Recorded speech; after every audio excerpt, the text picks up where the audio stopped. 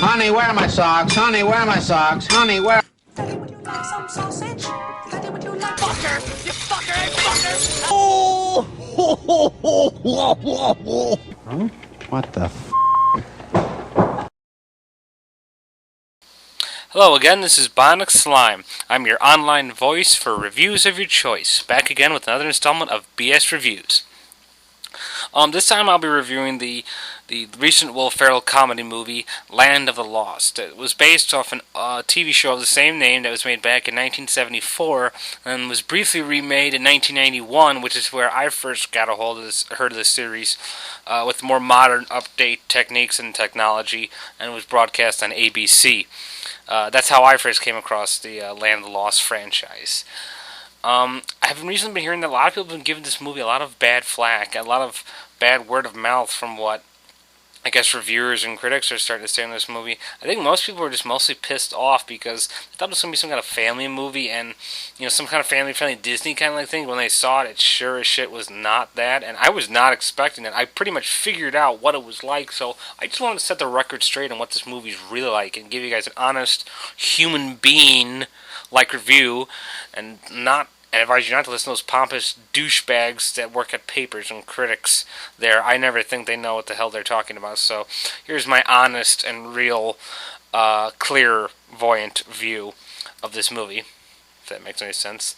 A little rambling there, but anyway. Land of the Lost is brought to you by Universal Studios and is directed by Brad Silberling. It stars Will Ferrell as Dr. Rick Marshall, Anna Friel as Holly Cantrell, Danny McBride as Will Stanton, Jorma Taccone as Chaka, and Matt Lauer as himself. Surprisingly enough.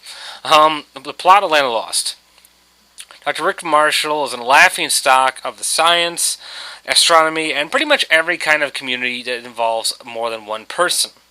He's been viewed as a total retard because he proposed a preposterous theory that there exists in reality things called time warps that could lead you to a whole other dimension in time and space. After being laughed out of the Science Academy, astrology, and pretty much every other community, as I said, that has more than one person, he builds a machine that supposedly can travel people into different time-space warps, and he is greeted by a very rare and a very lovely-looking supporter named Holly Cantrell, who supports his theory, as crazy as it is.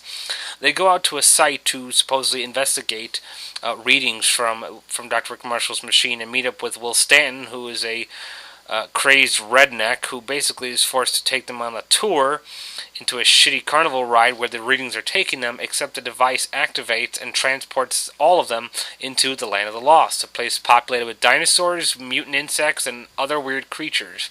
And now they have to find the device in order to find their way back home and prove Dr. Rick Marshall's theory is true. Review of the plot. Anyone who is any at all familiar with the original series, the 1991 series, or just seeing this for the first time, you know right away this is a pretty frickin' weird-ass story.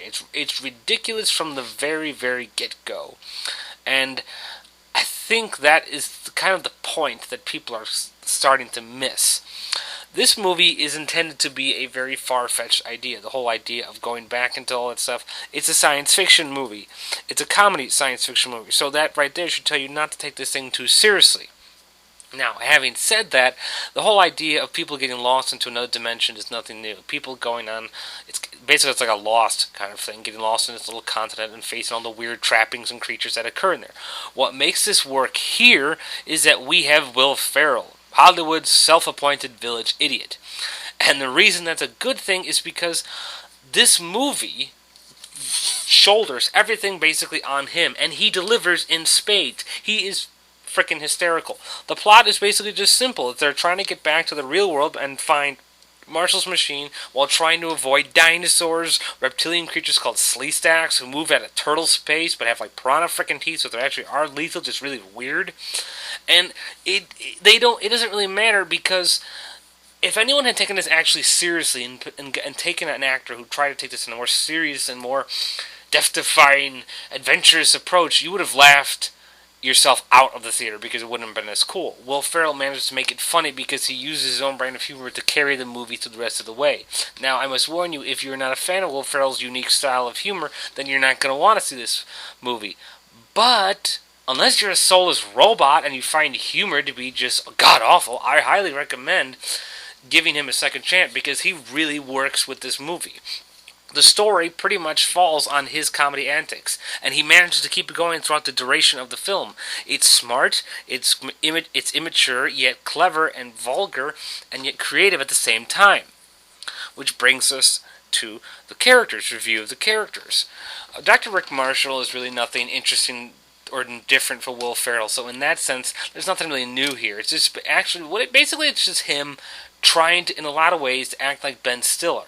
Ben Stiller in a lot of his movies tries to not look stupid by whatever he's doing.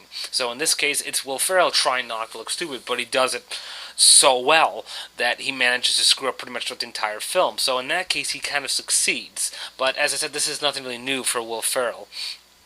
Anna Friel, who I loved from Pushing Daisies, was very nice in this role. She was an interesting supporting character in the sense that we knew she was simple and cliche, yet she actually had a genuine support for the character of Rick Marshall. And it's a very ironic considering that he's completely unsupportable and doesn't make any sense why anyone with half a brain cell would even follow this guy. But she managed to give off a convincing and charming performance of how she supports him. Danny McBride was a little disappointed because he's usually the riot of the show. And I think he kind of felt overshadowed by Will Ferrell, so he gives an okay average performance here as Will Stanton. I was a little disappointed because I'd seen him in other films such as Pineapple Express and Tropic Thunder. So I was hoping a little bit more from him, but oh well. Jorma Taccone was great as Chaka, the little ape person that they meet. He managed to make the creature funny, authentic, and yet unique at the same time. And that's a hard thing to work. I absolutely laughed my ass off at the way Matt Lauer brought himself in this film. I won't explain it because it kind of kills two of the big jokes of the film, but let's just say he just did a great job. Review of the cinematography, effects, and music. The music was pretty good, and like I said, it's a lot of gags used with the music, particularly with show tunes, which worked in one certain sequence involving some pterodactyl eggs, so I kind of enjoyed that. I mean, it was fun, it was romp, it was a good old romp. God, I love that gay-ass old dialogue I'm using, gay. But I mean, it was an enjoyable little array of music that they used for these sequences. They made it silly and yet enjoyable at the same time. The effects on the creatures were kind of a mix and match. On the one hand, the insects and the pterodactyls had a great look to them, the CGI. The Sleestaks looked awesome. They looked utterly ridiculous and utterly cool at the same time. And they totally worked with this movie's style of humor.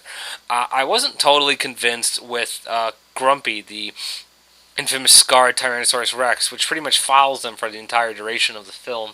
At times he looked great, other times he just looked too much like a cheesy special effect, even though this movie's supposed to be about cheese and that. He wasn't great all the time. And it's a shame only because you see him so much that it kind of makes the special effect look a little bit worse, but overall he had a very unique design, having a scarred Rex, and I liked that. The visuals in the movie is very wide landscape, very good use of that, very beautiful to look at for the jungle scenes. Negatives about the film, as I said, if you're not a fan of Will Ferrell's humor, you're not going to like this movie then because he pretty much carries the other thing. But the main problem is that he overshadows everyone, either that or everyone is underplaying, because unfortunately, Will Ferrell's character seems to dominate everything so much that Anna Friel and Danny McBride don't get a chance to be anything other than just cardboard cutouts of their characters. Anna Friel does most of the movie modeling some short shorts for us, which is fine for me because I find short shorts and legs quite delicious to look at, if you don't mind me saying, but they had the chance to be more, and I don't think they were properly used as effectively as they could. Plus, there are some disgusting jokes in the movie that didn't serve any real purpose. They weren't really funny, there's more gross. One involving a blood-sucking mosquito on Will Ferrell's back, and the other involving some... Oh, what the frick was it? These raptors and an ice cream man. That's all I'm going to say. It's really weird, and it just didn't feel like it felt in. It wasn't funny, and it felt like it just wasn't really working for me. Like I said, at times this movie has trouble trying to get over the fact that Will Ferrell is a star, and if you can't get over that, you won't enjoy this. Final wrap-up. Land of the Lost is a very funny movie, and I don't know why people are giving it a bad rap. If you don't like Will Ferrell, then you're not going to like this at all. But if you like to laugh, then I definitely recommend it. Anna Friel and Danny McBride did okay jobs. They could have done better, but they didn't do bad. Interesting special effects, really good writing here. I love the cheesy costume, the sleaze in that. I give Land of the Lost 3 stars and a half out of 5. Well, that's all for now. Thank you for listening to BS Reviews. This has been Bionic Slime. Thanks for listening, and bye for now.